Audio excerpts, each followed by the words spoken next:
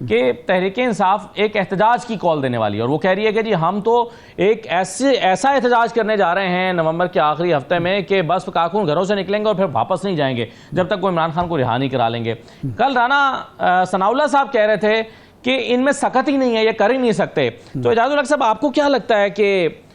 تحریک انصاف کی جو کال ہے یہ اگر آج کی ملاقات ہو جاتی تو شاید کوئی منصوبہ بندی ہو سکتی تھی اس کو روکنے کے لیے، یا احتجاج کی منصوبہ بندی یا پلاننگ یا احکامات کو روکنے کے لیے آج کی میٹنگ نہیں ہوئی؟ دیکھیں، پہلی بات تو یہ ہے کہ آج تک تو پاکستان میں جب تک کہ ایک طے شدہ ان دا سینس کہ بہت لمبا چوڑا کوئی سینسٹیو ایشو ہو، جیسے کہ کوئی اسلامی کال دی گئی ہو، کسی نے ختم نبوت کی کال دی گئی ہو، یا جس طرح ماضی کے اندر ہوتا رہا کہ لوگ اسلام کے لیے کھڑے ہوئے یا ختم نبوت کے لیے کھڑے ہوئے اور حکومت مجبور ہو گئی وہ ترمیم کرنے کے لیے، یا پھر اس قسم کی تحریک چلی جو 77 میں چلی تھی کہ پھر اس وقت مارشل لاء لگ گیا ملک کے اندر 1977 5 جولائی کو۔ تو یہ کہنا کہ جی ہم ایسی تحریک چلائیں گے کسی کو رہا کرنے کے لیے، میں بڑی ہمدردی میری چاہے کسی کے ساتھ بھی ہو، تو وہ میرا نہیں خیال کہ لوگ اس وقت اس موڈ میں ہے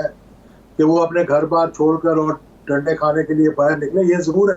کہ خیبر پختونخوا کے اندر اگر کریں جہاں کی حکومت ہے تو ایک بہت بڑا مجمع اکٹھا ہو سکتا ہے، اجتماع ہو سکتا ہے، لیکن اس کو کنورٹ کرنا میرا خیال ہے کہ کوئی حکمت عملی نہیں ہے کہ آپ اس طرح سے حکومت کو ہٹا دیں اور اس کو تبدیل کر دیں۔ میرے خیال میں وقت آئے گا جب یہ ریئلائزیشن آ جائے گی۔ دیکھیں، میں ہمیشہ ماضی کے حوالے دیتا ہوں کہ ماضی کے اندر اگر دیکھیں 1999 میں پاکستان کے اندر جب کو ہوا تو ڈائریکٹ مشرف اور نواز شریف صاحب کی کنفرنٹیشن تھی اور 2 سال لگے، مطلب 2000 2001 2002۔ اگر اس کے بیچ میں کئی لوگوں نے بات چیت کروانے کی کوشش کی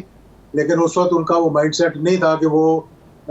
نیگوشیٹ کرتے، لیکن جب انہوں نے فیصلہ کیا کہ ہاں وقت آ گیا میں نے بات چیت کرنی ہے تو پھر اس کے بعد راستے جو ہے وہ ہموار ہونے شروع ہو جاتے ہیں۔ یہاں یہ اب بھی میں یہی سمجھتا ہوں کہ آخر میں بات چیت جو ہے وہ ٹیبل پہ ہوگی یا مذاکرات کے ذریعے ہوگی یا پھر کوئی حکمت عملی سے ہوگی جس میں کہ آپ کنفرنٹیشن کی طرف نہیں جائیں گے، ملک کے وسیع تر مفاد میں آپ بیٹھ کر بات کرنے کی کوشش کریں گے۔ ہاں یہ چھوٹی چھوٹی باتیں ہیں کہ اس کو ملنے نہیں دیا، اس کو ملنے دیا، کیونکہ یہ تو باہر جو لوگ بیٹھے ہیں یہ احتجاج تو انہوں نے کرنا ہے، حکمت عملی بھی انہوں نے بنانی ہے، اندر جانے نہ جانے سے میرا نہیں خیال کوئی فرق پڑتا ہے اس کو۔ صحیح ہے، لیکن سر آپ نے ویسے اعجاز الحق صاحب جو حوالہ دیا 77 کی تحریک کا، آپ نے کہا کہ وہ تحریک چلی اور پھر وہ اس طرح کی چلی کہ مارشل لاء لگ گیا، وہ تحریک چلنا غلط تھا یا مارشل لاء لگنا غلط تھا؟ دیکھیں، میں سمجھتا ہوں تحریک چلنا غلط نہیں تھا جب اتنی بڑی دھاندلی ہوئی تھی۔ اگر اس دھاندلی کے اگینسٹ وہ تحریک چلتی تو اتنی طول نہیں پکڑ سکتی تھی۔ وہ تحریک چلی تھی اس کے نفاذ اسلام کے نام پہ، تو جب وہ چلی اور جو وہ اس کا جو سلوگن بن گیا اس کے لیے وہ لوگوں نے قربانیاں بھی دی، مسجدوں کے اندر لوگ ایف ایس ایف والے گئے، انہوں نے گولیاں بھی چلائیں، لوگ شہید بھی ہوئے اس کے اندر، لیکن وہ تحریک چلتی رہی جب تک کہ پھر اور کوئی چارہ نہیں تھا کہ اس کے علاوہ۔ میں تو اس کا پریویو میں نے کچھ گفتگو بھی کی تھی کہ جا کر اس وقت کے جو حکمران تھے ان کو کئی مرتبہ بتایا گیا فوج کی طرف سے کہ معاملات کو ٹھیک کر لیں، یہاں تک کہ چیف آف آرمی اسٹاف خود جا کر بیٹھے ان مذاکرات کے اندر۔ ایک طرف وزیر اعظم بیٹھے، ان کے رائٹ سائڈ پہ چیف آف آرمی اسٹاف بیٹھے ہوئے اور وہ اپوزیشن کے ساتھ بات چیت کر رہے ہیں، لیکن وہ نہیں بات بن سکی کیونکہ نیت صاف نہیں تھی، تو پھر اس کا جو نتیجہ نکلا وہ نکلا۔ صحیح ہے کہ یہ برا تو ہم تو فیصلہ نہیں کر سکتے۔ بالکل ٹھیک ہے سر، آپ بات چیت کا کہہ رہے ہیں لیکن بات چیت کا ماحول ابھی تک اتنے مہینے گزرنے کے بعد شاید ابھی بن ہی نہیں سکا ہے۔ ارشاد عارف صاحب، یہ بات چیت کا ماحول تو شاید یعنی پولیٹیکل پارٹیز کے درمیان، تحریک انصاف اور پی ایم ایل این کے درمیان کو بات چیت کا ماحول تو ہمیں دکھائی دیتا نہیں ہے، لیکن جو رانا ثناءاللہ صاحب نے کہا ہے کہ ان میں سختی نہیں ہے، یعنی وہ سمجھتے ہیں کہ اتنی مار کٹائی ہوئی ہے کارکنوں کی، اتنی گرفتاریاں ہوئی ہیں، اتنا ان کو جیلوں میں ڈالا گیا کہ اب ان کے اندر سخت نہیں رہی کہ کوئی احتجاجی تحریک نکالیں، اور اگر انہوں نے یہ بھی کہا کہ اگر نکلیں گے تو پھر کوئی شکایت نہ کرے کہ ان پہ مقدمات ہو گئے ہیں اور ان کو گرفتار کر لیا گیا ہے۔ تو حکومت کا کانفیڈنس کیا واقعی ایسا ہے کہ تحریک انصاف کے کارکن تھک گئے ہیں اور رانا صاحب کا کانفیڈنس ٹھیک ہے؟ رانا صاحب ایک پرانے سیاسی کارکن ہیں، مجھے توقع نہیں کہ وہ اس طرح کی باتیں کریں، لیکن وہ کر رہے ہیں۔ دیکھیں، بات یہ ہے کہ حکومت اور اپوزیشن میں فرق کیا ہوتا ہے۔ حکومت نے پرفارم کرنا ہوتا ہے، اس نے ڈیلیور کرنا ہوتا ہے، اور اپوزیشن کی کوشش یہ ہوتی ہے کہ وہ حکومت کو پرفارم نہ کرنے دے، ڈیلیور نہ کرنے دے۔ اگر ملک کے اندر اضطراب ہوگا، ہیجان ہوگا،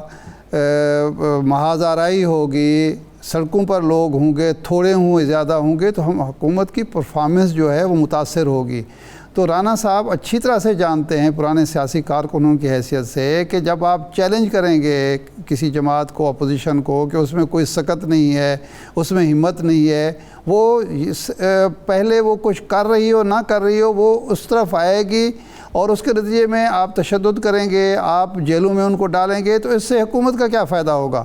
بھائی اس سے معاشرے کے اندر جو ہے ایک غصہ ہوگا، معاشرے کے اندر ایک نفرت پیدا ہوگی، معاشرے کے اندر ایک محاذ آرائی پیدا ہوگی، تفریق پیدا ہوگی۔ تو کیا حکومت کا کام ملک میں اتحاد، اتفاق پیدا کرنا ہوتا ہے یا تفریق کو بڑھانا ہوتا ہے؟ تو یہ تو بعد میں اچھا، پھر دوسری اگر وہ سکت ان میں نہیں ہے بالکل، تو آپ ملنے کیوں نہیں دیتے؟ یعنی آپ جب یہ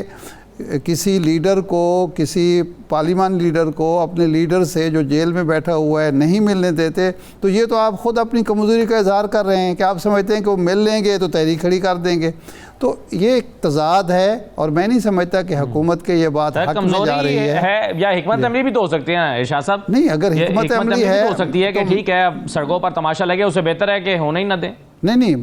دیکھیں بات یہ ہے کہ کمزوری کا جب آپ اظہار کرتے ہیں، حکمت عملی کو کمزوری تو نہیں ہوتی نا۔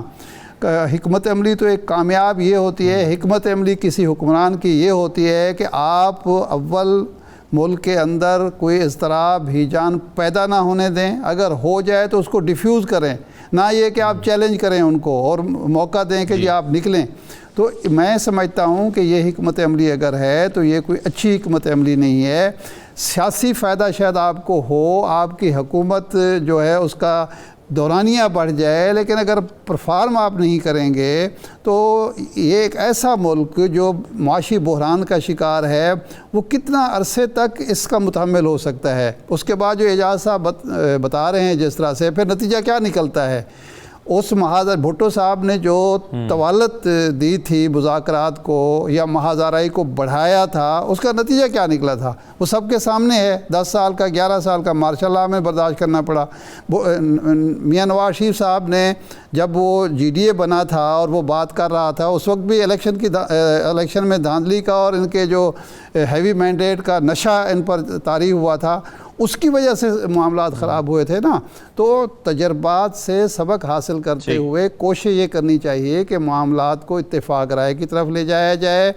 فریق مخالف اگر تیار نہ ہو تو اس کو آمادہ کیا جائے، اس کو مجبور کیا جائے اس بات پہ کہ آپ کا فائدہ بھی اسی میں ہے۔ یہ حکومت کی حکمت عملی ہونی چاہیے۔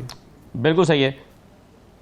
بالکل ٹھیک ہے سر۔ لیکن دوسری طرف اعجاز الحق صاحب، ہم دیکھ رہے ہیں کہ مولانا فضل الرحمان صاحب بھی بڑے ناراض یا ناخوش دکھائی دیتے ہیں جو حالیہ قانون سازی ہوئی ہے، اور وہ سمجھتے ہیں کہ انہیں دھوکہ دیا گیا ہے۔ وہ سمجھتے ہیں کہ جو انہوں نے آئینی ترمیم کے مسودے سے جو چیزیں نکلوائیں اس کو قانون سازی کے ذریعے سے ڈال دیا گیا ہے۔ وہ سمجھتے ہیں کہ ان کو کے ساتھ حکومت نے وعدہ خلافی کی ہے، اور وہ بھی احتجاج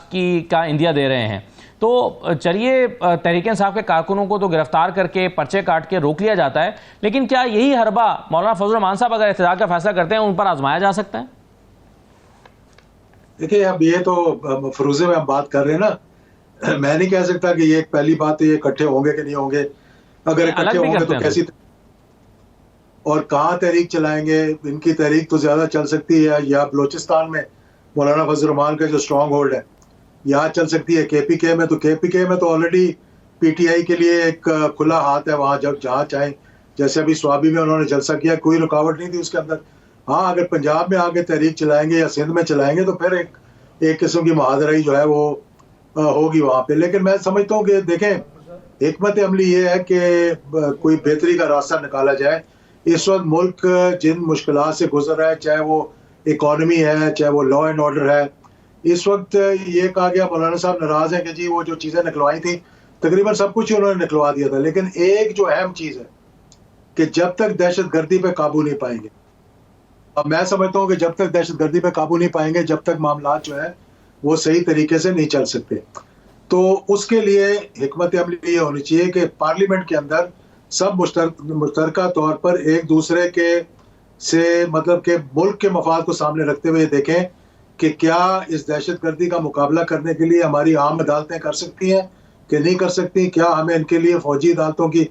ضرورت ہے جیسے ماضی میں ہوا ایک سن سیٹ کلوز کے ساتھ. اس پہ کوئی توجہ نہیں دیکھیں نا کس طرح لوگوں کو شہید کیا جا رہا ہے, ریلوے اسٹیشن پہ بم بلاسٹ ہو رہے ہیں, فوجی مارے جا رہے ہیں, بلوچستان کے اندر ہو رہے ہیں. لیکن جب یہ بات دیکھیں اس میں یہ میں نے اس وقت بھی کہا تھا جب 26ویں ترمیم آ رہی تھی کہ آپ اس میں قطعاً لگائیں کہ کسی پولیٹیشین کے خلاف یہ استعمال نہیں ہوگا, کبھی کسی کو ناجائز اس کے اندر نہیں ڈالا جائے گا, صرف وہ جو دہشت گردی کے اندر بالکل صحیح ہے تاکہ دہشت گردوں کو سیاسی کارکنوں کو الگ الگ کیا جا